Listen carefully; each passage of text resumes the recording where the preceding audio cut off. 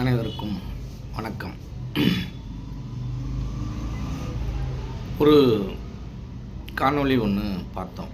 அந்த காணொளியில் ஒரு அம்மா என்ன சொல்கிறாங்க அப்படின்னா, நீங்கள் திருச்செந்தூர் முருகனுக்கு 7 நாள் விரதம் இருந்து, இல்லை நாள் சில பேர் 6 பேர் விரதம் இருக்காங்க, 6 நாள் விரதம் இருக்காங்க. அப்படி விரதம் இருந்து நீங்கள் போனீர்களேயானால் உங்கள் கடன் சுமையெல்லாம் பனி போல கரைந்துவிடும். ஆகவே நீங்கள் அனைவரும் 7 நாள் விரதம் இருந்து திருச்செந்தூர் முருகன் கோயிலுக்கு போங்க அப்படின்னு சொல்லுது. இப்போ 7 நாள் விரதம் இருந்து போனால் கடன் தீர்ந்துருமா? இது வரைக்கும் யாருக்காவது அதை மாதிரி தீர்ந்துருக்கா அப்படின்னால், 7 நாள் விரதம் இருந்து முருகன் கோயிலுக்கு போனால் கடன் தீந்துரும் என்று சொன்னால், உலக மக்களில் 75% பேர் திருச்செந்தூர் கோயிலில் தான் இருப்பான்.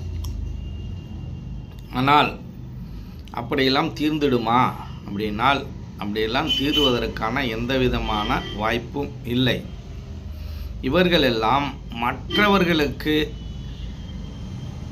இந்த மக்களை ஏமாற்றுவதற்காக சில விஷயங்களை இதை மாதிரி அறிவுரையாக கூறிவிட்டு தாங்கள் அதற்கு எதிர்பதமாக நடந்து கொள்வது வழக்கமாக இருக்கிறது. விரதம் எதுக்கு இருப்பது என்றால், நம் குடலை சுத்தம் பண்ணுவதற்கும் உடலில் இருக்கும் தீராத வியாதிகளை தீர்ப்பதற்கான ஒரு வழிமுறை. அதுவும் சப்போர்ட் தான் பண்ணும். தீராத வியாதி இருந்தால் அதுவும் சப்போர்ட் தான் பண்ணும்.